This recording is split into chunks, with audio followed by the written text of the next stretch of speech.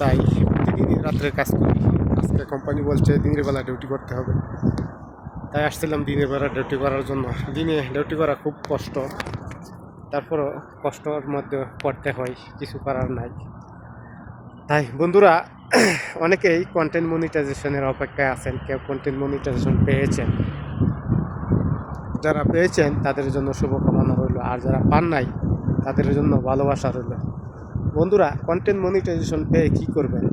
Views যদি না থাকে, যারা আমরা ছোটো ছোটো ইউজার, কন্টেন্ট মনিটাইজেশনের জন্য কী লাভ?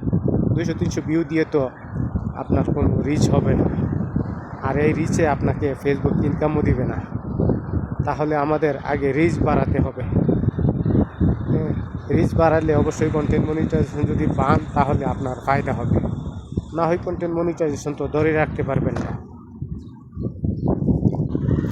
আর যারা বড় বড় কন্টেন্ট ক্রিয়েটর, ওদের অবস্থা খারাপ হয়ে যাচ্ছে, কারণ একসাথে অনেকেরই কন্টেন্ট মনিটাইজেশন দিয়ে দিয়েছে, তো তাই রিচ ভিউ কমে গেছে, আর ডলারও কমিয়ে দিয়েছে অনেক। এই জন্য সবাই টেনশনের মধ্যে আছে, তারপরেও কাজ চালিয়ে যাচ্ছে সফলতার আশায়। সবাই দোয়া করবেন। তারপরেও বন্ধুরা বলবো, কাজ চালিয়ে যান ফেসবুকের গাইডলাইন মেনে, ইনশাল্লাহ আপনিও কন্টেন্ট মনিটাইজেশন পেতে পারেন।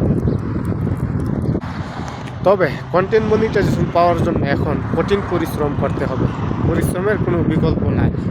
আপনি প্রতিদিন অন্তত 3 থেকে 400 মানুষের বাসায় ভিজিট করতে হবে এবং ভালোবাসা দিতে হবে, তাহলে আপনার এঙ্গেজমেন্ট আর ফলোয়ার বাড়বে, তখন ফেসবুকের নজরে আপনি আসবেন।